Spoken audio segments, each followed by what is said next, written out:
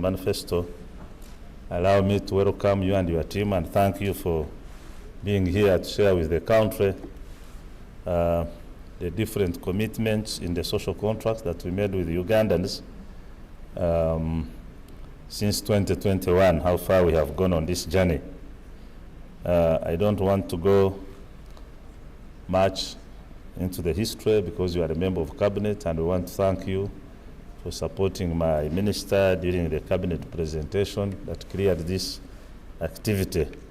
I only want to say that here you may not see many people. This is not a baraza, it's not a rally. We are only using technology as a medium through which you can reach as many Ugandans as possible where they are, within the country and across the globe.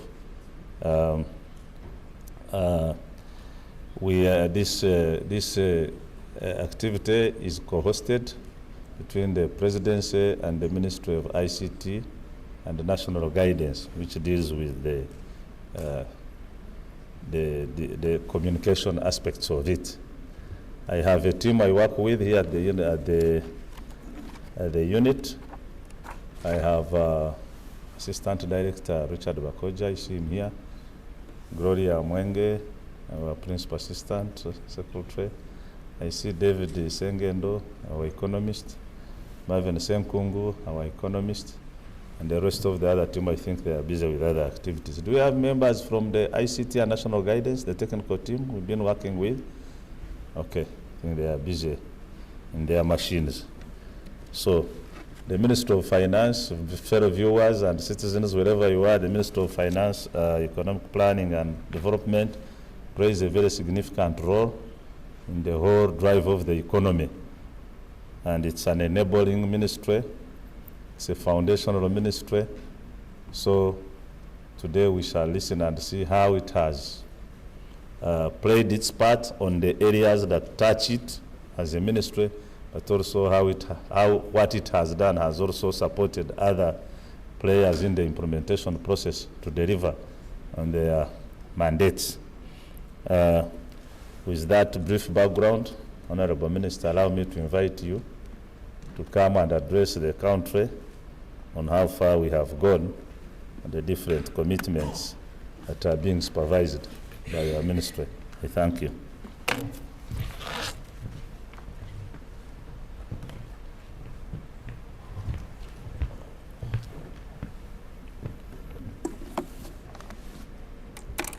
Thank you very much, Mr. Willis Washasha and Chair.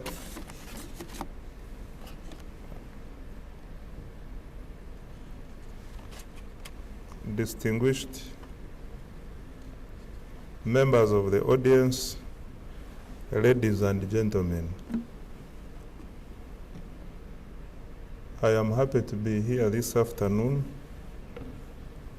and I have not come alone. May I ask people from the team from Ministry of Finance to introduce themselves quickly?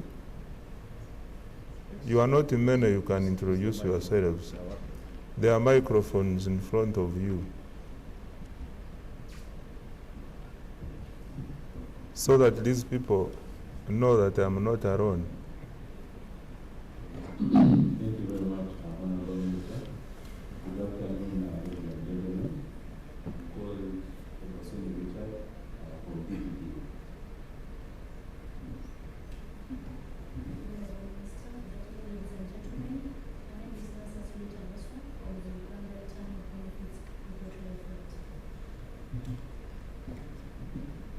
Good morning, good afternoon, Honorable Minister and members. My name is Samuel Wandera, Executive Director of Financial Business Authority. Thank you, Honorable. Good afternoon, members. My name is Dennis Nterenyabramo, CEO of the National Okay, thank you.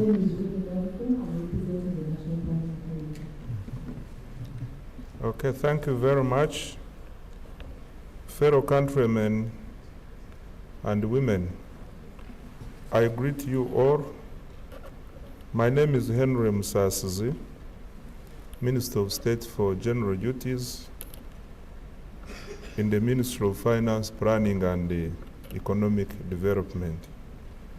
I would like to begin by thanking the Office of the President for organizing this Manifesto Week, November-December 2024, which provides us with the opportunity to report back to all Ugandans on what we have done, taking into stock and account for our commitments and achievements to the citizens, explain and share the synergies required in their implementation, and also share the challenges we face today. Ladies and gentlemen, as you are aware, in the period of implementation, the government has managed the economy in the challenging environment occasioned by several economic shocks, including COVID-19 pandemic, high inflation, fiscal constraints, Ebola, drought, and the impact of Russia-Ukraine conflict.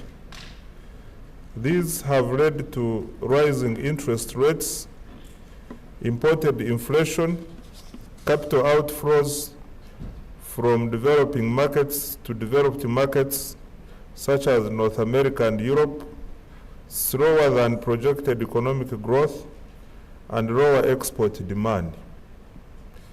This notwithstanding, our economy has remained resilient and is on a recovery path. Before I proceed, provide an account of the progress made on the implementation of the commitments in the NRM Manifesto 2021-2026. Allow me to provide a few highlights on the positive signs of economic recovery. 1, Uganda's economy has fully recovered from various shocks, both internal and external, that have impacted it in the past 4 years. GDP is projected to have grown by 6% in 2023-24 compared to 5.2 in financial year 2022-2023. As a result of this robust growth, the size of the economy is now estimated at Uganda shillings 205 trillion, an equivalent of $55 billion, up from 184.3 trillion, an equivalent of $49.4 billion in nominal terms. If Ugandans agreed to share this GDP equally to each citizen would enjoy a GDP per capita of US dollars 1,146 compared to US dollars 1,093 registered in financial year 2022-2023. The improved performance of the economy is on account of higher growth in sectors such as services, agriculture, and industry, estimated at 6.4%. For agriculture, services, and industry, estimated at 4.7, 6.4, and 6.0% respectively in financial year 2022-2023. Other factors which supported strong economic growth include 1, low inflation and relatively stable exchange rate, which have allowed good investment planning and supported export competitiveness. 2, increased investment in the oil and gas sector, related projects supported by the foreign direct investment, what we normally call the FDI. And 3 is the peace and security for persons and property. 4, higher external demand for Uganda's products, including agricultural and industrial products. And 5, the recovery of tourism supported by increased investment in tourism infrastructure. On inflation, inflation has remained subdued, with an annual headline inflation declining to 2.9% by end of October 2024. This was attributed to good harvests of food crops, declining pump prices, and the central bank monetary policy stance. On employment, as we all know, most of the jobs in Uganda are created in the informal sector. Latest reports indicate that the direct beneficiaries of the Presidential Initiative on Jobs and Wealth Creation, MYOGA, reached 2,237,402 in December 2023. In the past 1 year alone, MYOGA created 378,640 new direct jobs. This was about 40,000 new jobs created. On other front, so far, 1,164,698 households have received parish development model funds worth Uganda shillings 1.126 trillion by 20th May 2024. Government is also boosting formal jobs and related livelihoods through a number of project-funded interventions. Notable among these is the GROW and INVITE projects. The GROW program is expected to directly benefit over 8,000 female-owned enterprises, 280,000 female entrepreneurs, and 1.6 million indirect beneficiaries. Another 200,000 new jobs are expected to be created from the new investments through the Investment for Industrial Transformation and Employment Project, INVITE. What are the NRM Manifesto objectives? Ladies and gentlemen, to realize the NRM Party Manifesto objectives, the government made several commitments with the focus on creating more productive jobs through harnessing all factors of production. Let me now use this time to elaborate the progress we have made on key manifesto interventions under Ministry of Finance, Planning and Economic Development.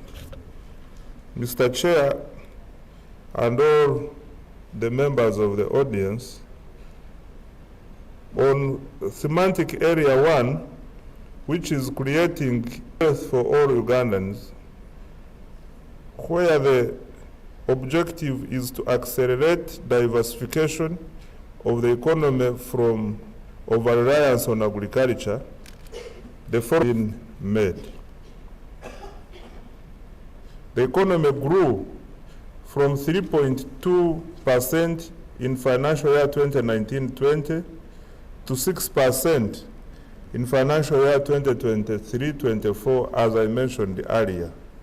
The services sector remains the largest contributor of GDP, which is 42.8%, followed by industry, which is 25.2%.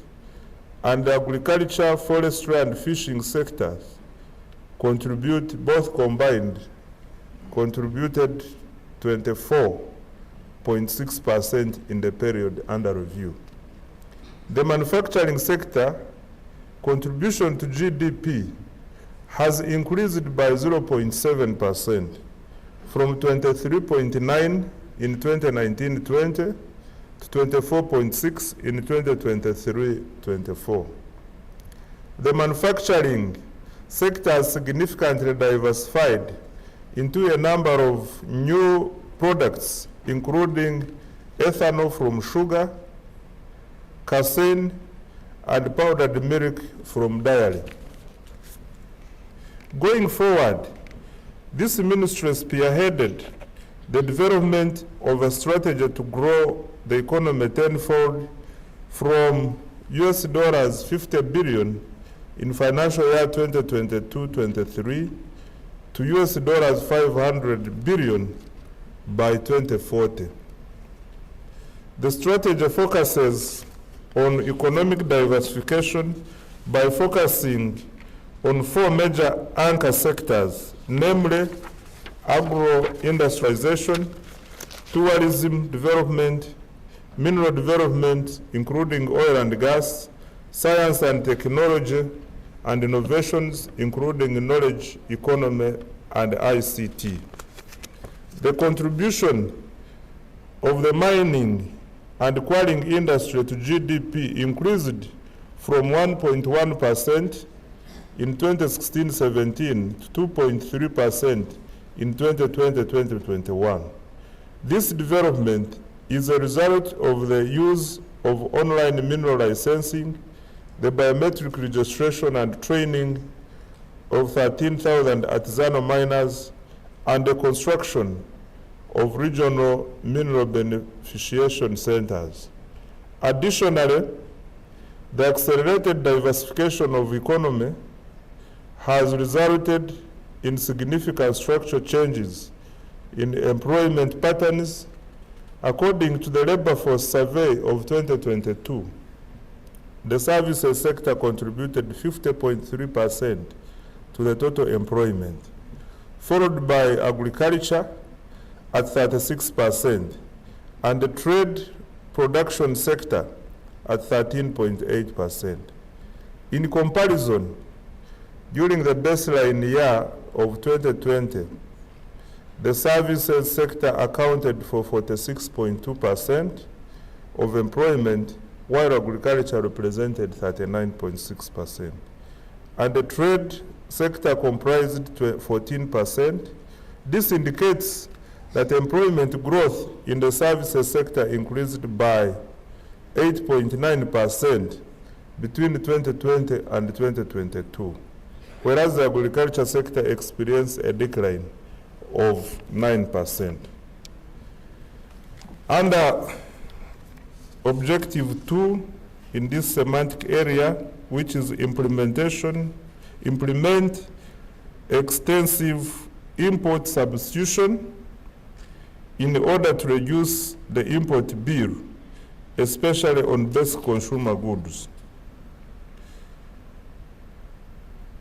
Over the review period, government promoted establishment of import replacement industries, which has considerably reduced the import bill for consumer goods. For example, there has been reduction in the import bill between 2018-19 and 2022-23 for sugar preparations and honey, 14%, leather manufacturers, 42%, coffee, tea, cocoa, spices, and manufacturers thereof, 9%, paperboards and articles of paper pulp, paper or paperboards, 1%, and footwear, 29%. In addition, imports from dairy products and birds' eggs and medical and pharmaceutical products reduced by 18.7% and 22.2% respectively between 2021, 2022, and financial year 2022-2023. This is on account of government interventions in these areas that include, but are not limited to, number one, attraction of specific investors in the establishment and service industrial parks across the country to produce mainly for import replacement. Number 2, provision of a special incentive framework for agro-processing farms to promote value addition of agricultural commodities like coffee, cotton, and dairy products. Government signed an MOU with textile industries to access electricity at US $0.05 per kilowatt hour to add value to Ugandan cotton, thereby reducing import bill for clothes. Number 3, capacity building and skills development. In 2022, government launched the National DBS framework to support sustainable enterprise growth through reduction in the informal sector, building resilient and competitive MSMEs, as well as increasing their capacity to compete for public contracts. Number 4, promotion of small and medium enterprises, support for SMEs through access to credit, training, and market linkages to enhance their capacity to produce goods and substitute imports. Finance has been extended to some SMEs through a number of frameworks, including but not limited to Small Business Recovery Fund, MYOGA, PDM, UDB, Invite, and GROW. By the end of 2023, the cumulative agricultural credit facility, what we normally know as ACF loan book, had grown by Uganda shillings 18.48 billion, standing at Uganda shillings 859.39 billion, having been extended to 3,868 eligible projects. The cumulative total government of Uganda contribution disbursed to participating financial institutions stood at Uganda shillings 434.8 billion. Access to finance by MSMEs has significantly increased, with 91% of the funded projects under the scheme comprising MSMEs.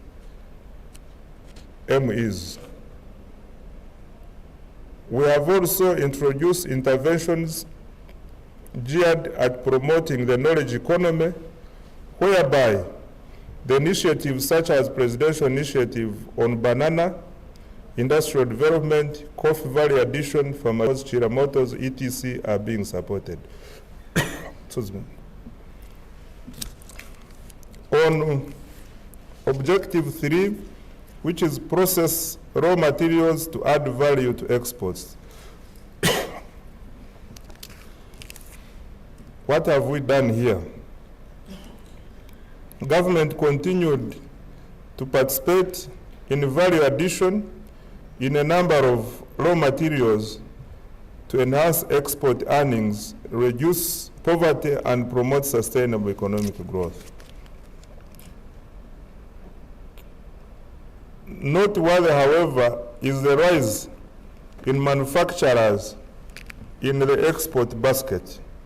The share of manufactured products in the total merchandise exports increased from 13.9% in financial year 2020-21 to 26.5% in the financial year 2021-2022.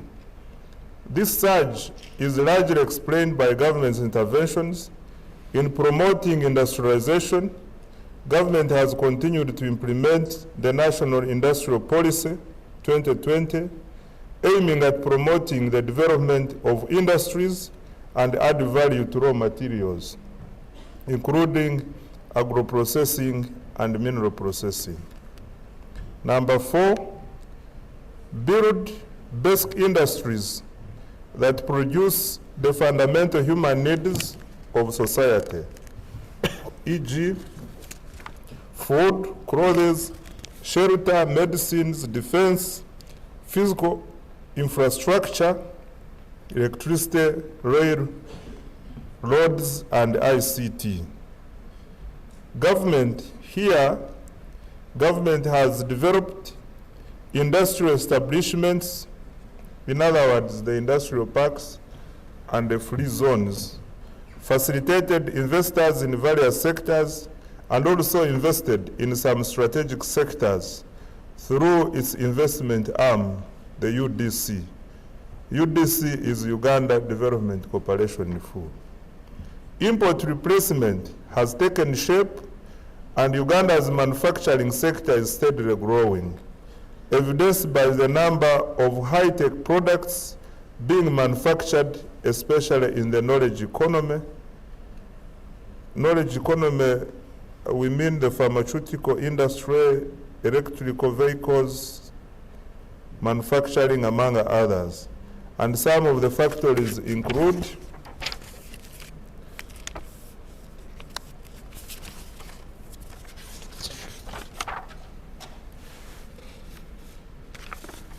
here, some of the factories include the Soroti Fruit Factory.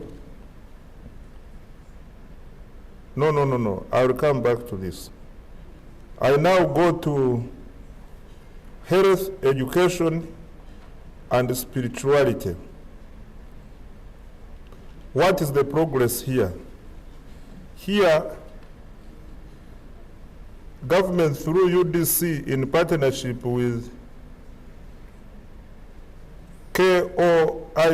KOICA constructed the factory to produce juice. This is the Soroti Fruit Factory. A new investor called Chimaki Agro Limited was attracted to upgrade and expand.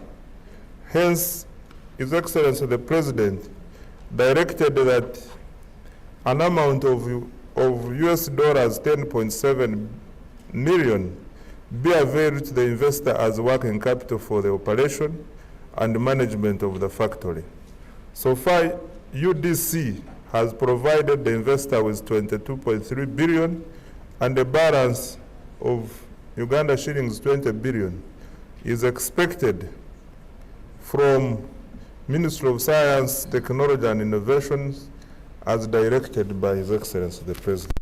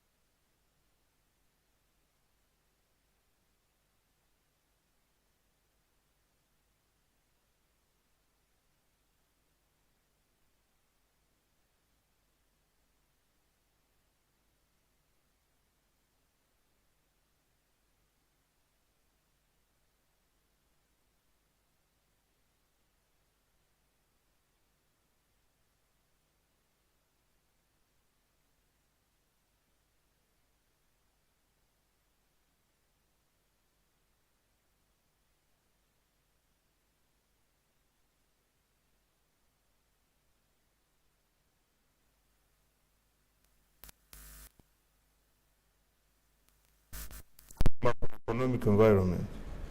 6, continued investment in industrial parks, construction and maintenance of roads and bridges, and rehabilitation of the meter gauge railway, and commencement of the SGR expansion of ICT infrastructure, and provision of affordable electricity. In fact, Mr. Chair, the SGR we are starting this January. That is our target, and we are putting mechanisms to provide the fundings to enable the project commence in January as planned. The implementation of the interventions to accelerate economic growth through productivity improvement and value addition to our abundant raw materials in the anchor sectors of agro-industrialization, tourism, oil and gas, mineral development, and science, technology, and innovations will increase the average economic growth rate to 8% over the medium term. Future growth faces risks that will need to be mitigated. These include: 1, climate change affecting agricultural production and infrastructure; 2, regional and global geopolitical tensions; 3, high interest rates which constrain access to international capital markets at affordable cost; and 4, unexpected fluctuations in the global commodity prices. To minimize the effects of these risks, government is implementing climate change adaptation measures, exploring cheaper sources of financing, including climate finance, and ensuring frugality in government expenditure. Mr. Chair, in conclusion, ladies and gentlemen, as I conclude my presentation, I shall reiterate that Uganda's economic growth outlook is positive and optimistic. We have made giant steps in our endeavor to improve the quality of life for all Ugandans.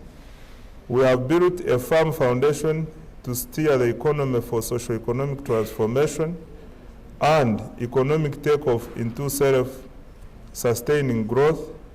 This is an impressive journey to our destiny, and while it might be replete with challenges, it is full of hope and promise. We shall definitely achieve our manifesto objectives over the years. The Wananchi have believed in us, trusted in us, and subsequently renewed this mandate to enable NRM to make steady progress in taking Uganda to modernity through job creation and inclusive development. Securing your future for God and my country. I thank you, Chairperson.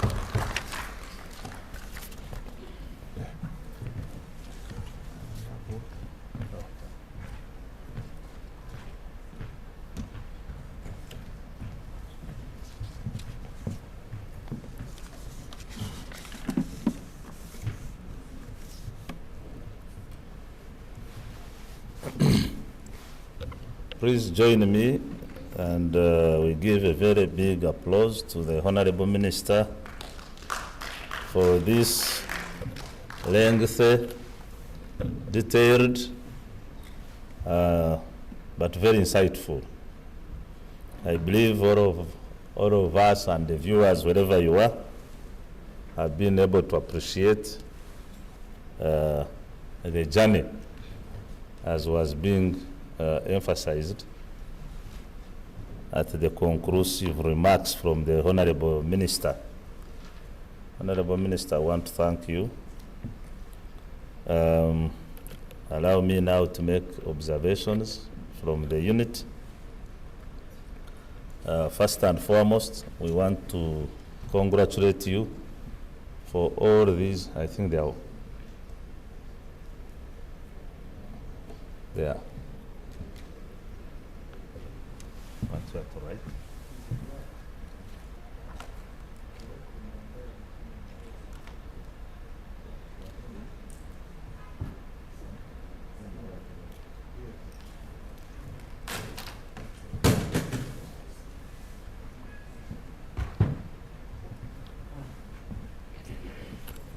Honorable Minister, we want to congratulate you for all these efforts that have been taken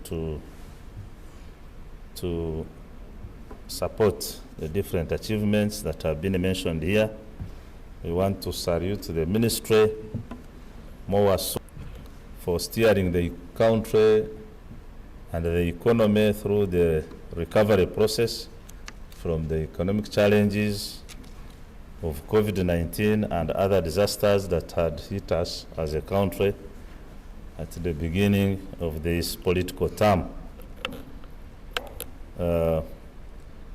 Looking at the kind of achievements that have been registered so far in terms of interest rates, in terms of inflation, managing inflation, and other macroeconomic strategies, you deserve commendation.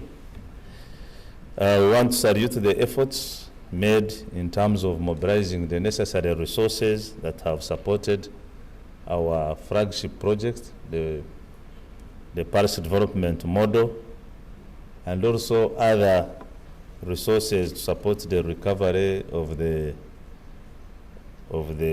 SMEs. I remember there was some fund that was specifically established to support SMEs as part of post-COVID recovery efforts. We are also mindful that through the efforts of mobilizing resources, we are able to finance the NDP3, and going forward to NDP4, we also welcome the tenfold growth strategy based on the ATMS, the ATMS strategy for growing our economy 10 times. And it is our wish that this is explained deeper so that our citizens can be able to appreciate it, but also participate deeper for purposes of inclusive growth. We have witnessed from the information given here how the country is slowly moving, and by implementing the import substitution strategy and the benefits associated with this. And I believe now many Ugandans, when you move into our supermarkets, you can be able to see many of our products on the shelves. And some of you have also visited these exhibitions across the country. You can see the different efforts being employed by Ugandans in trying to make sure that many of the things that we usually import can even be made locally. So we want to thank you for that strategy. However, we need to create a favorable environment for our SMEs to continue transforming into bigger players in the economy through the creation of a an environment of low cost of doing business through continuous support of low cost capital, low cost electricity, minimize the transport costs through improving the whole road infrastructure and these other rail transport that you are talking about. That means that the production costs will keep low, and Ugandans can be able to make their returns on investments fruitful. We appreciate the improved access to finance or mobilization of support to finance agriculture, but I think this is not yet well spread out so that many Ugandans can benefit from it. Whatever is there, it is still at another level, especially the money that is put in UDC and other institutions that are aimed at supporting this sector. The other players, I think the bigger players are on the ground and we need to see how to decentralize more support beyond the PDM funding. We still have a challenge of debt management. I think we need to continue being mindful of this as we go ahead with the different investment challenges, so that we don't go beyond the agreed thresholds. Industrial parks, some have failed to kick off. We don't know whether it's a challenge of financing. But it is our wish that this money could be mobilized, and these industrial parks are set, since they are a key catalyst in the job creation and wealth creation strategy. So we need to see how best we can mobilize more resources to make sure that these parks are kicked off, and everywhere across the country. I have seen lands have been acquired, but they have been idle for a while. The management of government expenditure arising from new administrative units continues to challenge the limited fiscal space. I think we are happy that government came up with a moratorium on this, and we pray it keeps its whatever. This does not only impact negatively on the fiscal space, but also on the targets that we had in terms of the key commitments that we made, because it makes us as a government spread thin on the ground. The other issue is what you have touched on, the stagnation of revenue, mobilization at 13%, which is still the lowest within the sub-Saharan region. I think those are the key issues we wanted to raise and observe on from the unit. Now allow me to invite the media to make their case to you, Honorable Minister. Yes, your name, media house, and your issue. And please be fast, because time is not on our side.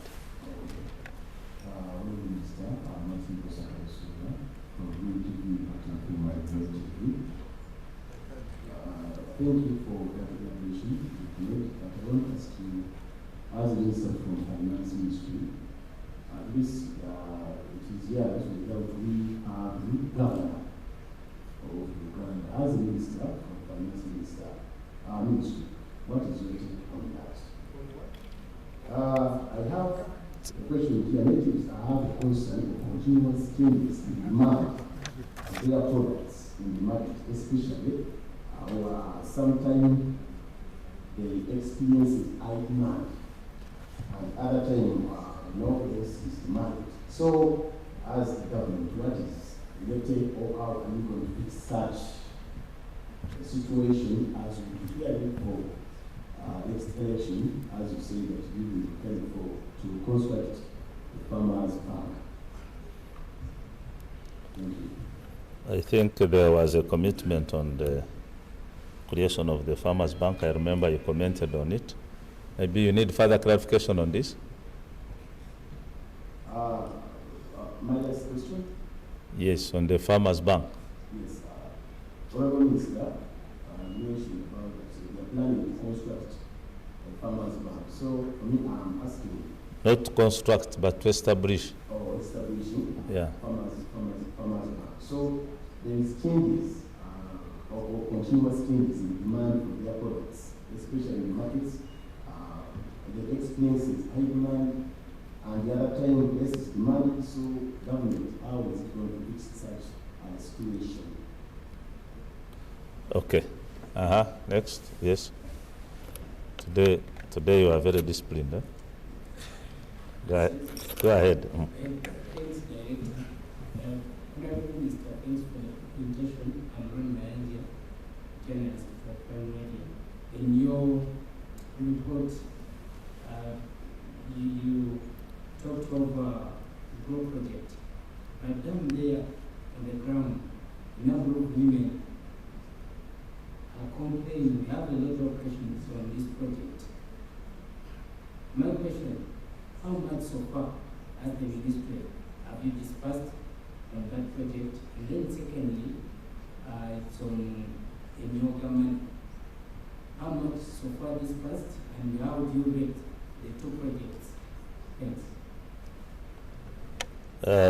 Honorable Minister, on the GROW project, I know this has been directly supervised by the Minister of Gender, and we shall have Minister of Gender here tomorrow. So as you answer, also keep it in the box. Tomorrow we have Minister of Gender in the afternoon. They could also enlighten us further on your concern. Go ahead. My name is Tom. I'm reading the National Media Group. Now, the government seems to bank so much on oil projection, but I think you're banking so much on oil is going to grow the economy. I was recently like Kingfisher, CNOC. Even the Chinese themselves say there's no way oil can be produced by what government was projecting like December. There's no way. Even the pipelines have not reached 1.5 miles correctly to Tilenga, to Eco. How are you going to get that money of 200 billion, 200 trillion to grow the economy in the next financial year that fast with the oil projections which you do? But the Chinese, the people on the ground are saying that is not going to happen. Okay.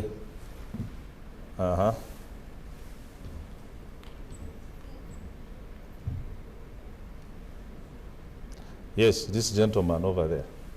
Yes. Move to the working. Thank you. I'm calling you here to support the minister, and this other programs. Remember, agents were included to get some of this money. But it seems it's becoming difficult for journalists to access this money, so and also do our payments. Because journalists in Uganda, they are suffering. Nobody cares about us. Thank you. So you want to know whether journalists are part of the Myoga recipient nomenclature? Okay. No, I had actually picked on you.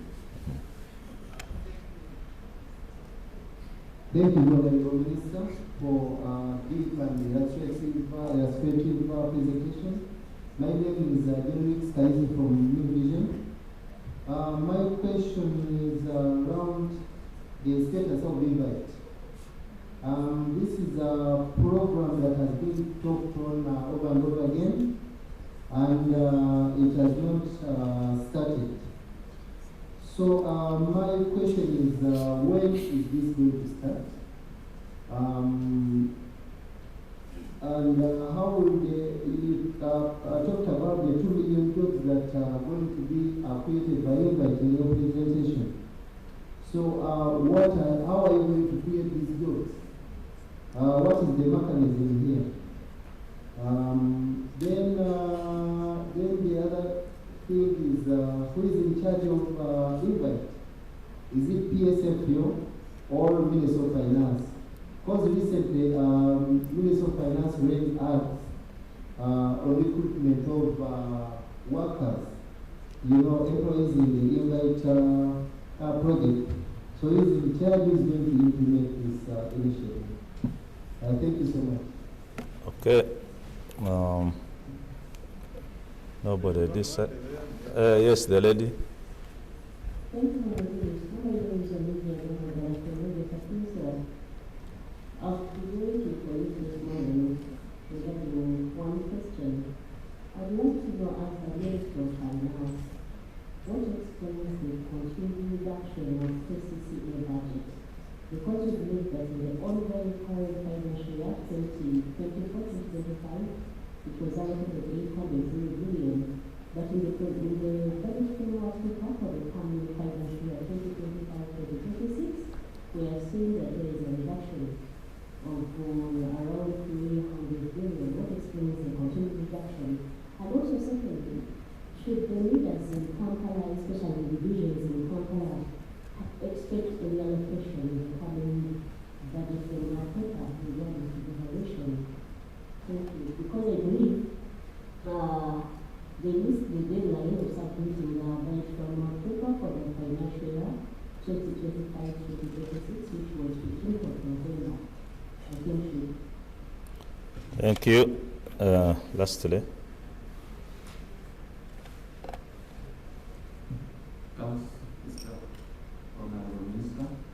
My concern is about the fees. Who are you? Mr. Government, Local Nation Ministry Group. In local government, we have what we call ILAS, whereby the client, the owner of the shop, pays the charges of the money he has assessed. The trader might be assessed 50,000 shillings, but is ordered to pay using his own mobile money account. Now, the public what they are wondering, that charges, who is taking that money? Of the charges, the mobile money companies are charging from the money because they pay like 50,000, 53,000 shillings. Who's taking the 3,000 shillings from them? Then there's continuous reduction of the use of the money.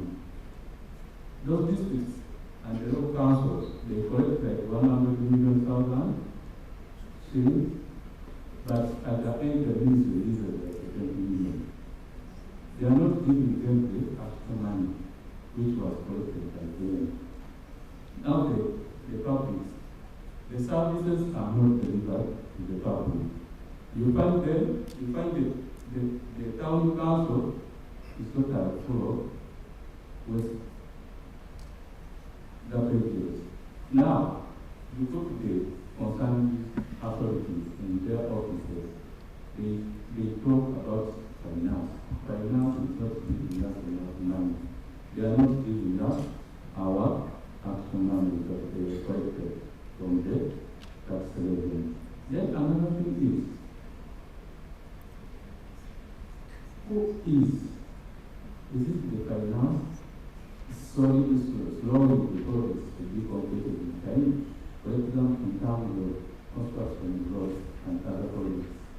A lot and deep would be projected to be completed within 3 years, but it ends up being completed within 7 to 8 years. Now, who is concerned about that? Are these things when these projects are being planned before? Are they planned in the actual time or they include the time of the completion of the project? Okay, I think those are the questions that have come from the audience. So, Honorable Minister, I invite you once again to make your response and then we finalize. Thank you.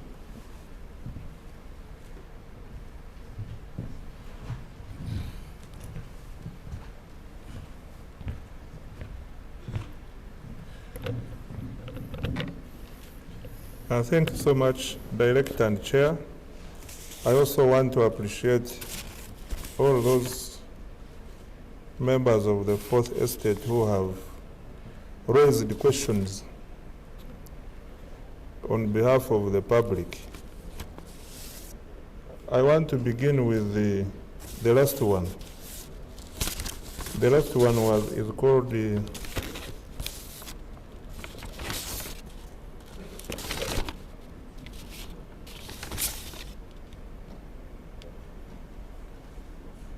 Mike. Chakuraga Mike. According to how I understood your question, you are saying government collects NTR, local revenue. Is that right? From licenses, dues, fines, etc. From the urban authorities, local governments, districts, etc. And we don't remit it back. So under the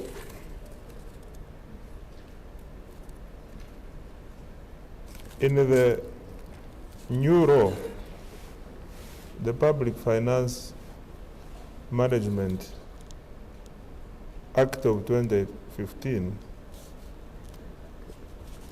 introduced what we call the single treasury account, whereby all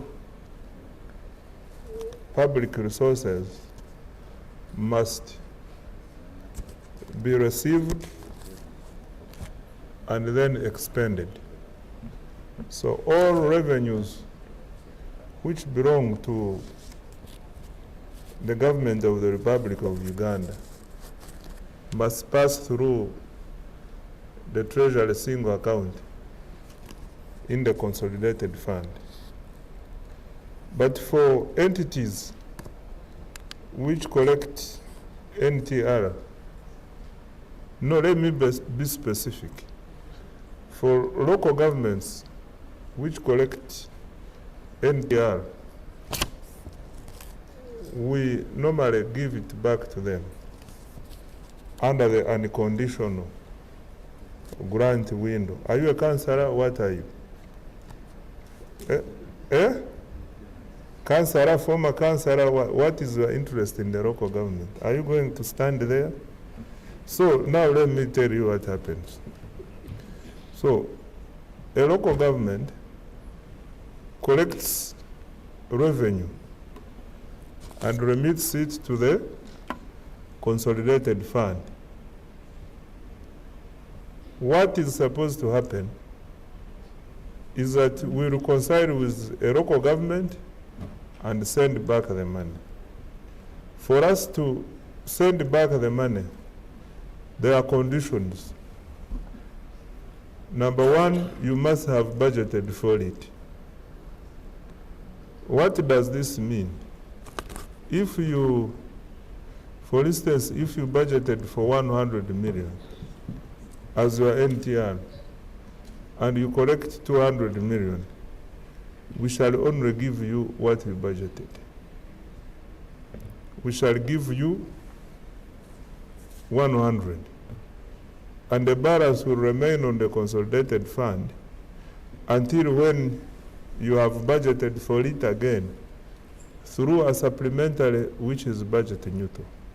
So this is what causes a delay. But where entities have budgeted properly, we normally give them the money. We have had experiences where in the past people wanted to hide. If I put there 1 billion, if I disclose everything to finance, finance will take it away. Now they are limiting themselves. If you disclose it, we shall give it to you. But if you don't disclose, we shall only give you to the extent of, because you can only spend what you have budgeted. We don't have authority to allow you spend beyond what you have budgeted. That authority is with Parliament. So what I advise you and all the audience and all the people out there listening is that always budget properly. And when there is an issue with the budget, reach out to us early so that we are able to reconcile in time and manage the processes of supplementary in time so that we are able to access this money within the year.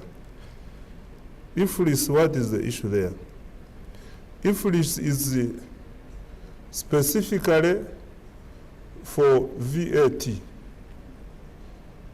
We are trying to avoid the situation whereby I pay VAT and I supply to him, he doesn't pay, and there is a challenge there.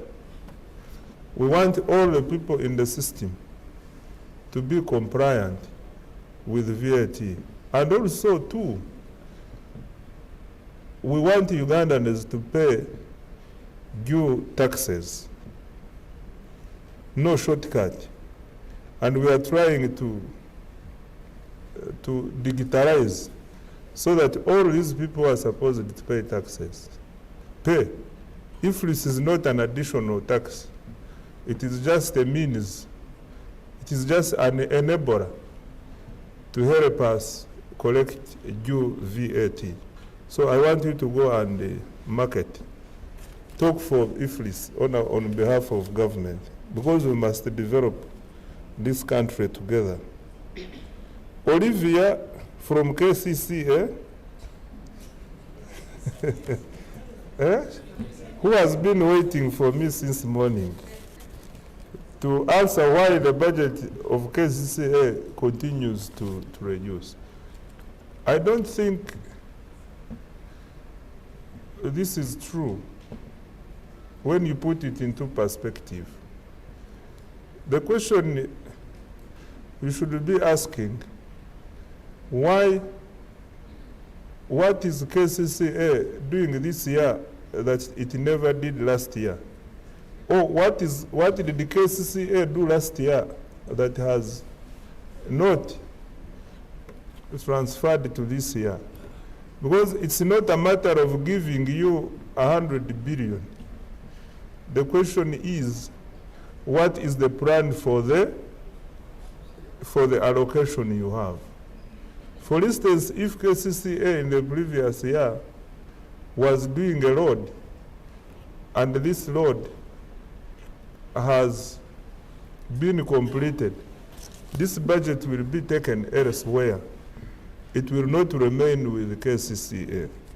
And also, if you have been so keen, we have been mentioning in our budget pronouncements that we are repurposing. Even in my statement, you must have heard.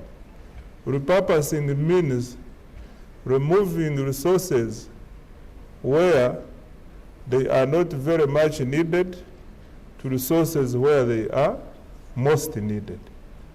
So I want you to go back to those people of KCCA and sit with them and tell them, ask them, what are your priorities for this year? And to what extent has government financed your priorities? You will find that the most pressing priorities have been funded. The only challenge is that most of us Ugandans, we don't want to shift, to move from our comfort zones. Even when we tell you things have changed, even when we tell you there is a new normal, when COVID came, we used to sit here, a few of us like you are here, and we would be addressing the whole country. When we tell you things have changed, still you don't want to change. We tell you we are digitalizing, still you want me to write on paper, give me paper. You don't want to change. That is the thing. But I want to tell you, gone are the days when we would just give you money. You budget, say you want 100 and we give you 100. We shall ask you, what do you want to do? And we shall finance you accordingly. Therefore, KCCA, the budget may reduce or may increase depending on the priorities KCCA has come up with. And also you need to admit that we no longer have resources to play with as we used to do. Look at our tax to GDP. 13% is what you collect, and your expenditure to GDP is now coming to 25%. You collect 13, you spend 25. The difference is financed through debt, which he was talking about, that we have to match as our debt is sustainable, but we have to be cautious. And that's why we can't just spend anyhow. So it is not only KCCA and also other entities, but where resources are most needed, we have definitely tried our level best to provide resources. Someone sent a message, Honorable Minister, sir, thanks for the impressive presentation. Why are retired government vehicles office equipment and other used assets, lying idle with grass growing through it. As for the vehicles and office equipment and other various used assets lying at government offices, yes, I get him. This is some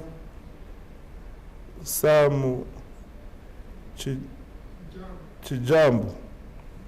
I get your question. I think this now goes back to our policy of disposal. Do we have PPDA here? Can you answer this? I agree with him. And you know I am an MP. So sometimes when I agree with someone, I throw it back to you.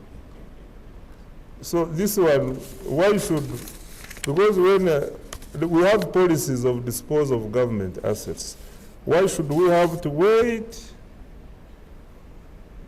An asset is no longer in use. Instead of selling it off, you keep it. Now you see, you hear the public is concerned. PPDA, you will answer this. Farmers Bank, I don't know. Me, I know the PDM. I know the PDM has sent money to the parish. And this money is in the circle at 6%, refunded after how many years? After 3 years. So do we need another circle? Do we need another bank, or this is a bank? I don't know, you can think, but me, our focus now is the PDM, which has sent money to all the 10,594 parishes of Uganda. And we are going to do this for 4 years, and after the 4 years, this money will remain in the parish, in that circle. So each circle at the end of the day will have 400 million stationed there. Tell me which farmer's bank is larger than that. Think about it. I'm challenging you. You know, you normally challenge us. We also want to throw it back to you. You go think, next time we meet, we debate again.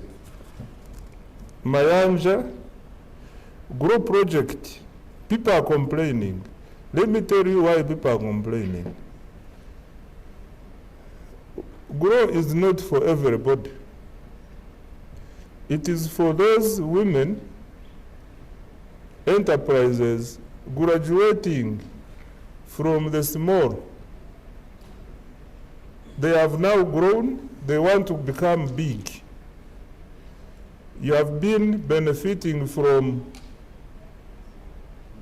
web, you have done your enterprise, it has matured, you now want to grow. That's why we call it, you get where the name grow comes from. Now we pick you up. So if you are this one who is beginning, you are not in the category of the beneficiaries. So, as a result of that, many people have been left behind. But as you said, gender will talk about this more. So GROW is for those enterprises, women enterprises, who are graduating from small to somewhere. We lend from 4 to 200 million. And the PDM will give you 1 million. When you graduate from PDM, you become big, we put you into GROW, we give you 4, or when you are a group, we can give you up to 200 million. The total amount in GROW is $217 million, and the interest rate is 10.5%. It is being implemented through a number of participating commercial banks. The extent of how many have benefited so far. The implementing ministry will give you these numbers. But you know it is not for everybody. It is for, that is the most important, for the women who are graduating from our previous smaller wealth funds. Emyoga money, I want to combine this with Buyera. We have so far given over 500, I think in my statement has it, over 500 billion is in Emyoga. And the journalists, some of them have received Buyera. The journalists, some of them, there's journalist groups who have accessed Emyoga money. Kayizi invite, why has it not started? Invite has started. This invite is supporting our people who are in agricultural production, value addition for export. I know we have started on a slow pace. We are implementing it with PSFU. We can make a more detailed statement either in Parliament or at Ofono Pondo's place so that the country can know. I am going to get a statement on where we are and we shall inform the country. But we've started implementing this project.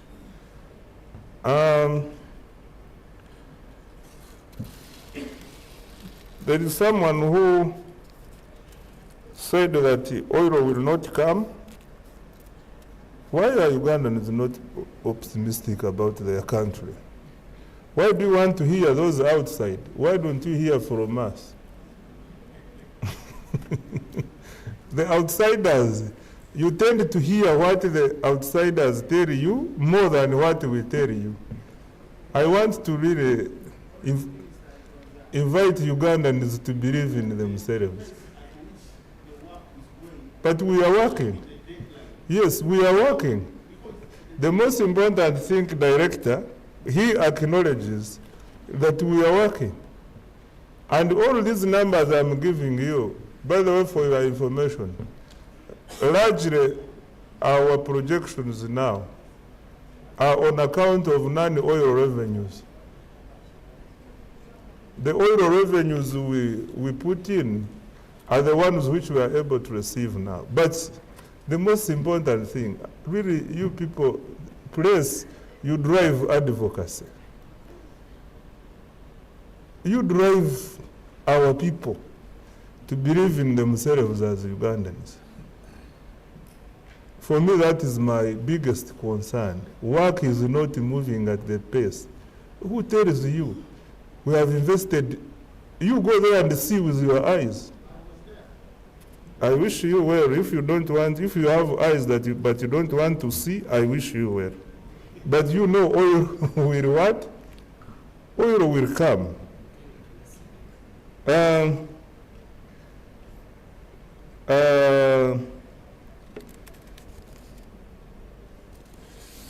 Chairman, you said we explain more about the ATMs. Actually, we have done a breakdown. We have broken the ATMs down. This one also needs a session on its own, which we can come and present. I don't know whether in the manifesto, when you are preparing a new manifesto, you invite us, we take you through the detailed breakdown of the ATMs, because it is going to be one of the pillars in the new manifesto. I have noted your concerns about the need to support SMEs more, reduce the cost of doing business.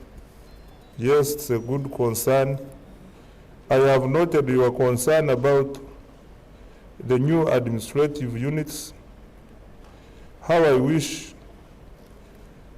all Ugandans would see and follow your line. I want to thank you I didn't know you were my supporter on this. I want to thank you very much.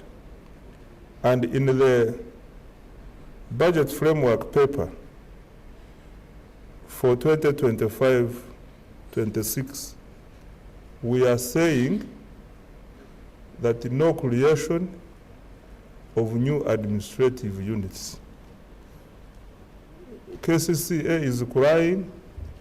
Instead of asking for money to support KCCA more, you are saying create more and reduce KCCA further. These ATMs are around us. They need to be financed. Instead of saying let's all focus on financing the ATMs, some people want constituencies. No, His Excellency the President has been explicit, and we have followed him as Minister of Finance. We have listened to his guidance. Mr. Chair and members,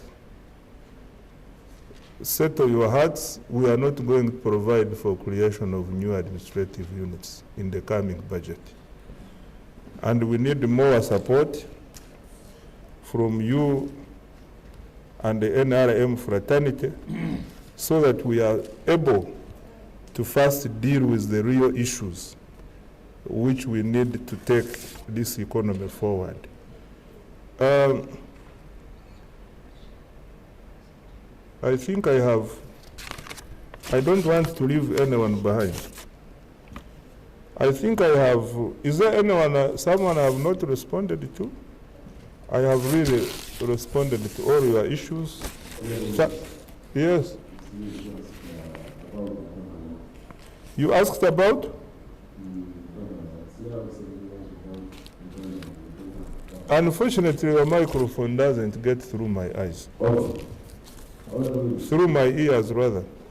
I said, I think you are an economist. No, I am an accountant. So who is practicing economics. Okay, but how do you see a nation to move those years? Internal what? Without a government. Without what? Oh, Governor BOU. I am sure you know that the structure at the bank, at the central bank, is headed by the governor, deputized by the deputy governor, and with the board chaired by the governor or deputy governor. Normally, when the structure has the governor and the deputy, it means when the governor is not there, the deputy is there, and everything moves normally. Like Kasaija is not here, I am here. Haven't we moved normally? So even at the central bank, the deputy governor is there, and work is moving normally. Until when the appointing authority appoints the governor. I don't know what your interest is.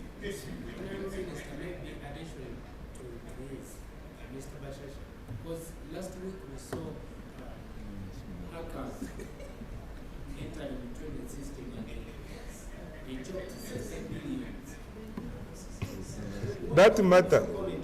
That matter, I commented about it in Parliament. Yes. That it is true. Our systems were erroneously hacked into.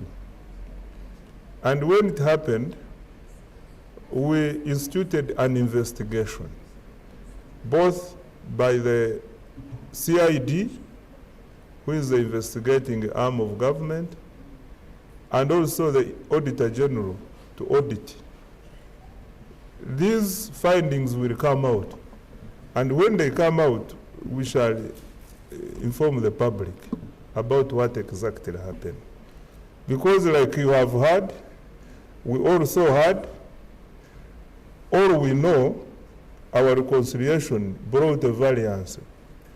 But we cannot say, we cannot come out until when we have investigated properly so that we give you a true picture of what happened. You might be looking at one transaction when there are several transactions of that nature. That is why we are asking you to be patient. Let's investigate. After the investigation, we shall give you the report to the public. We don't want to misrepresent facts. We don't want to report here, say what. We want to have a basis for our conclusions and the actions we have taken. Thank you very much. Addition on that, like 3 years ago, we saw a pen. You saw a what? We saw a pen in Bank of Uganda. A pen? A pen. Yes. A pen? Yes. Yes. A pen of 300,000. There was that report. Up to now, that report is not. A pen, writing pen. It costed 300,000. And we saw an aeroplane coming to Uganda with some sacks of money. Others were coming to the Bank of Uganda, but other sacks were not clear where they headed. Up to now, that report is not yet been there. The difference between you and me, what is your name? Mayanja. You see, me, I get reports. You act on what you see, me, I act on the reports I receive. So what you are saying, I have not received the report about what you saw. So I cannot just speculate. Bring a report, I look through, I look at it, then I answer you. But if you are seeing the... Thank you very much, Chair. This has been very interesting, and on behalf of the Ministry of Finance and on behalf of Ministry of Finance, Planning and Economic Development, I want to... Order, please. Let's be ordered. What about what? PPDA, can you answer? You have a microphone in front of you. Thank you very much, Honorable Minister. I'm called Richard from PPDA. In regards to disposal, Minister and Chair, this has been an ongoing challenge for the authority as a regulator of the public procurement and disposal system. Through our audits, some of the issues that have been highlighted are, to mention a few, entities failing to constitute a board of survey in time. These are some of the challenges. Other challenges that have come up are challenges with regards to failure to have funds for replacement costs. But that notwithstanding, we are, as PPDA, we are now trying to move hand in hand with these entities. We have fully constituted a compliance unit, whereby as soon as the financial year starts, we expect entities to give us their procurement and disposal plans, and also go ahead to declare when this particular process was supposed to begin. So that is, we are trying to walk the walk with them so that this problem is kind of decreasing in the future. However, we do recognize this challenge, and it's going to be a thematic area for the going forward, where we shall also be looking at general fleet management for the government plan. Okay, thank you very much. Mr. Chair, on behalf of the Ministry of Finance, Planning and Economic Development, I want to first of all thank you for being flexible, because we've been asking for rescheduling and you have always honored our request. And two, I want to ask the public to continue supporting the movement because of the commitment we have to deliver on our promises and to deliver on the growth and prosperity of the people of Uganda. I want to thank you, the team I came with, and Mr. Chair, if there is any further information you may require, Ministry of Finance is always there to cooperate and serve, support, and work with all MDAs and entities of government to deliver on our goals and objectives. Thank you so much.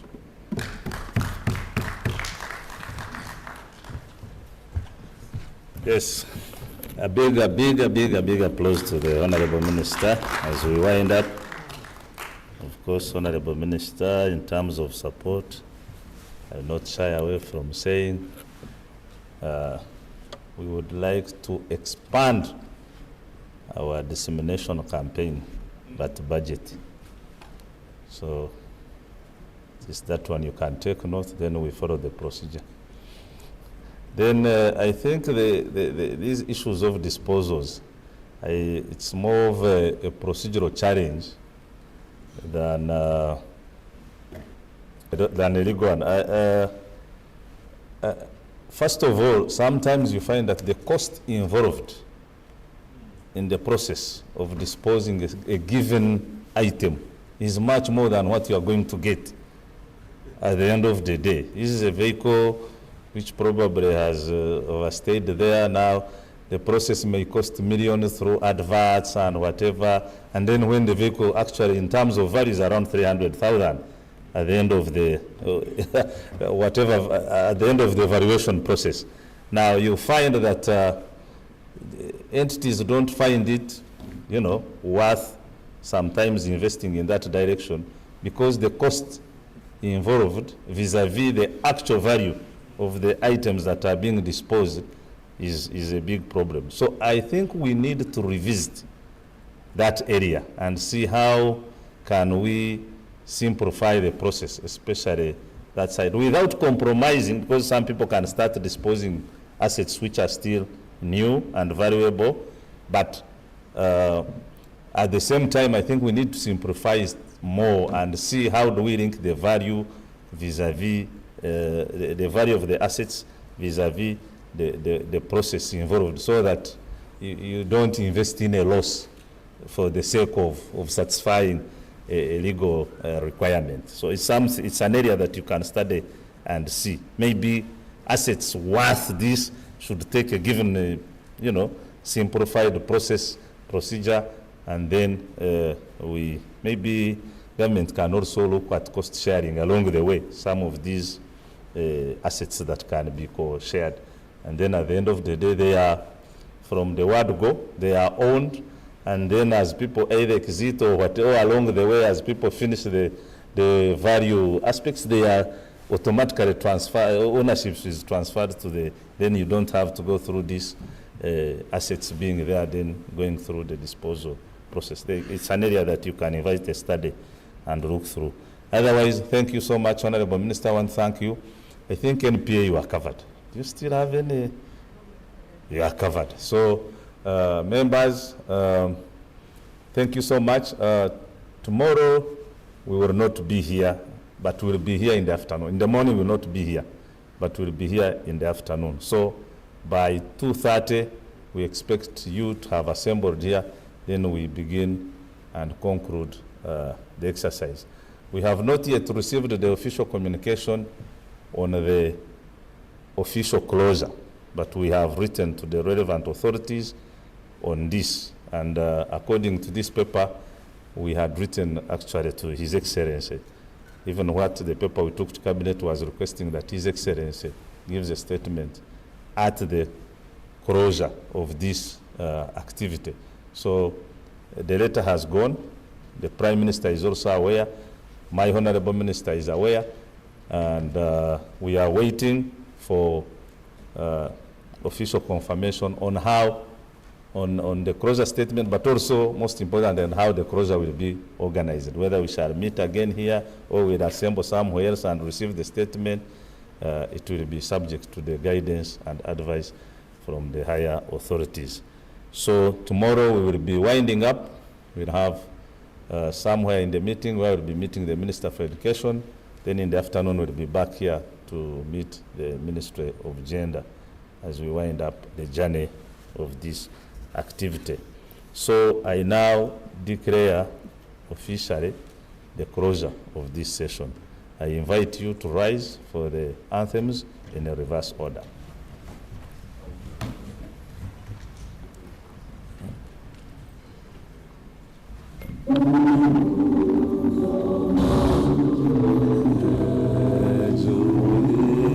Afrika Mashariki, tuwezeshe kuishi kwa amani, tutimize malengo yetu, jumuiya yetu sote tuilinde, tuwajibike, tuimarike, umoja wetu ni nguzo yetu, idumu jumuiya yetu.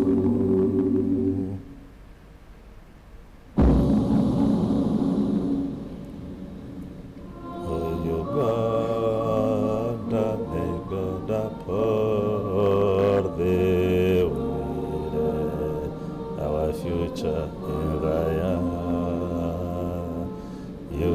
united, free for liberty together.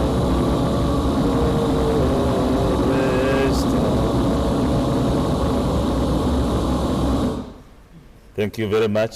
So, Honorable Minister, we shall invite you for a photo opportunity, and we call it a day. Thank you.